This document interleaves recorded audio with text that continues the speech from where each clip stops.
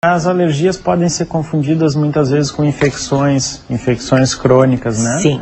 As alergias são quadros crônicos, né, e que dão sintomas muitas vezes de secreção. Aquela secreção às vezes fica parada toda noite, então aquela criança que acorda de manhã com aquela secreção amarelada, aí já vem na cabeça da mãe, secreção amarelada é igual infecção, nem sempre, né? Então as crianças com esses quadros, principalmente de rinite, de problemas de viária superior, que estão muito associados também com asma, né? Estão fortemente associados com asma, elas podem ter bastante tosse durante a noite, e aí vem, bom, tá com tosse, tá com secreção amarelada, né? Às vezes consulta em algum local onde não conheçam a criança, consulta num pronto atendimento, às vezes já vem com aquela ideia pronta, meu filho tem sinusite, né? Existe um termo que a gente costuma em emergência brincar assim, que as pessoas têm às vezes a ideia de que o filho tem sinusite, né? Sinusite é um quadro agudo que tem um termo limite. Então a criança, quando a mãe diz meu filho tem sinusite, uma coisa a gente tem certeza, que aquela criança é alérgica e ela tem rinite. Sim, isso é certo. Diagnóstico de mãe falha às vezes. Mas nos dá tanta dica, né, Tânia? Isso é interessante, porque as mães falam um termo que como eu falei para ti, meu filho vive gripado. Meu filho vive gripado significa que ele tem alguma alergia respiratória, né? Certamente. Assim como meu filho tem sinusite. Ninguém tem sinusite, são raríssimos casos de sinusite crônica. Então essas crianças normalmente elas têm uma rinite, uma rinocinusite crônica alérgica, né? De origem alérgica. E na praia, nessa então, época vem, né? nessa Tânia? umidade, no calor, na praia. E aquela colcha de chenille. Não sei se... Lembra da colcha? Chega a dar uma coceira, né? Aquela que ficava todo ano naquele armário, aquela floreada, assim, grossa. E aí naquele dia frio já tá meio com frio, aquele vento sul que bate Tira a colcha do tira a armário. colcha. Os ácaros saem de mão dada correndo. Não é. Aquele estalo que a gente ouvia, que a mãe dizia que era madeira do telhado, Sim. não, aquilo é os ácaros na colcha, fazendo festa. E que medicação se dá? Como se trata? Porque algumas mães, até aflitas, já saem dando um antibiótico para uma criança.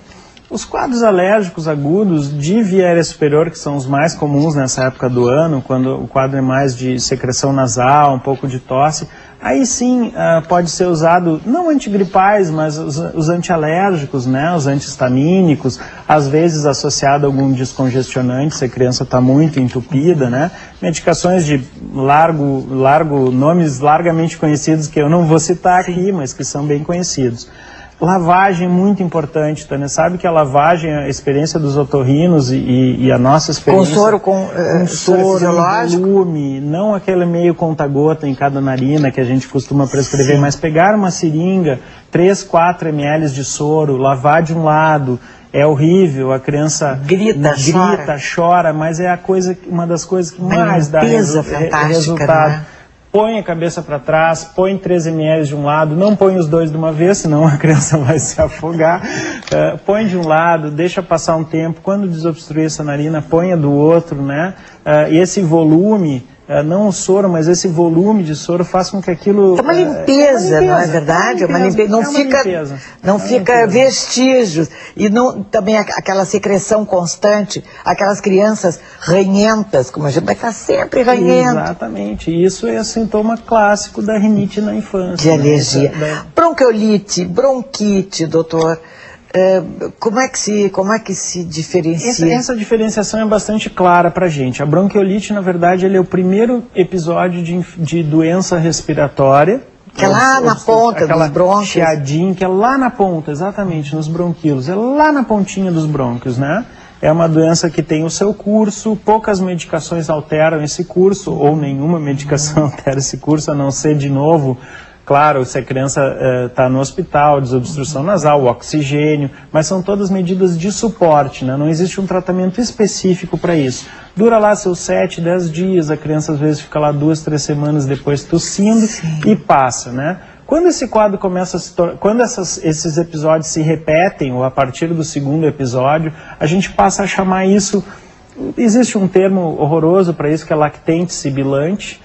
né? Mas que a gente, entre aspas, chama de bronquite. Entre aspas, bem entre aspas, porque meus professores aqui que não me escutem, mas a gente chama isso de bronquite. O termo correto, lactente sibilante. E uma criança... Até os 2 anos de idade. Aí, a partir dos 2 anos de idade, eu brinco com as mães, a partir dos 2 anos de idade, a criança ganha um presentinho de aniversário. Se ela continuar tendo isso depois dos 2 anos, aí ela passa a ser chamada de asmática. Isso é um sintoma de asma. E asma é algo genético, pode ser também, ou pode ser simplesmente alérgico e ter esses quadros quase sérios, assim, que tem que levar para respirador, etc., nebulizadores. Asma, com certeza, é um quadro altamente genético, né? É multifatorial, mas o componente maior é genético. Né? Principalmente o parente de primeiro grau é a mãe. A mãe tendo asma, a criança, muito provavelmente, se ela começar a ter esses episódios, muito provavelmente ela vai vir a ter o diagnóstico de asma.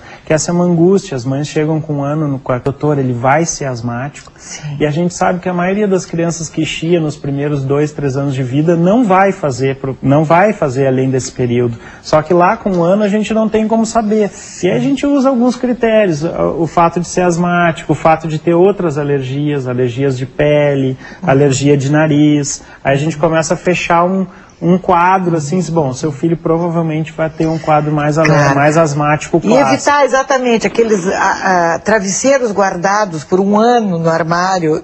Inevitavelmente, eles não vão estar legais para botar no sol, sacudir, cobertores, lençóis, etc. Isso funciona, mas parcialmente, o ácaro fica ali, né? Eu acho que a capa, né? A capa é uma coisa hoje que dá um resultado razoável. As capas anti-ácaro, né? Sim. São uma espécie de filtros que podem ser usados para travesseiro e colchão, né? Não vai deixar de ir à praia também, não vai trocar o colchão a cada vez. Ou dentro de casa também, né? Da nossa casa também tem uma quantidade bastante grande de ácaro. De ácaro, sim, uma casa que fica fechada. Então tem sobre ali alergia, a gente poderia fazer, assim, vários programas interessantes, curiosidades, congelar bicho de pelúcia, que é uma curiosidade muito interessante. Olhe, se deve! Olha aí os colecionadores de bichinhos. Põe no freezer no verão? No freezer, dentro de uma sacola de pano, desses panos de chão, né? Sim. Chega o saco de batata, põe dentro do freezer, congela, porque água quente estraga o bicho, né? Claro. Então as mães, mas como é que eu vou passar água quente? Ela gosta tanto do bichinho. Põe dentro do saco, congela, no outro dia tira, passa uma água corrente para tirar o que morreu do ácaro ali. É uma medida. Então, existem várias medidas. Essa dica é maravilhosa. Congele tudo. Não congele tudo. Congele os bichos de pelúcia, certamente. Eu prometo da próxima vez um blog. O blog do alérgico. Do alérgico. Blog do alérgico. Porque a maioria das pessoas, você pode dizer que a maioria sofre de alergia? A gente tem dados bem certos, assim, na população, principalmente do mundo todo, mas no Brasil em torno de 30% das crianças, 1 a cada 3 tem alergia clássica, alergia atópica, rinite, asma, algum dessas, né? Rinite, asma ou dermatite atópica, que é a asma de pele, que as mães dizem, né?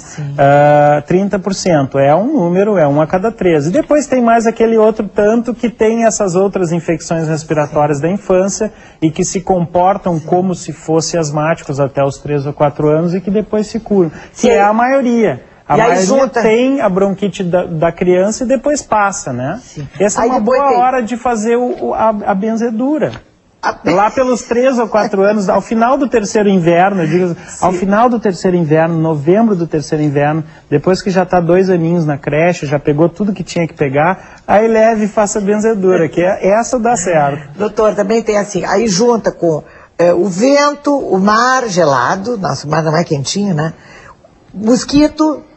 E aí os ácaros da casa, junta tudo, tem que acontecer alguma coisa. O vento, os ácaros, mas assim, ó, eu sempre digo, não restringam as crianças, coitadas, essas crianças já têm tantas restrições, né? Deixa tomar picolé gelado não dá crise de asma. Pode ficar na piscina, 40 graus, deixa na piscina, a água tá mais geladinha, isso não dá crise de asma. O que dá crise de asma é alérgenos inalatórios, na primavera, fala, né? O pólen, que as pode dar crise de asma, é árvores. falta de atenção, E infelicidade, não é? Também. Não tem uma, também, alguma angústia. coisa psicológica, angústia? Existe. Uma criança que tem, então... Os sintomas da asma aumentam bastante em períodos de... Os sintomas, a sensação da asma, pelo menos, não se sabe se isso é real ou é uma sensação, mas realmente a pessoa sente muito pior a sua asma quando está, né, aquela falta de ar.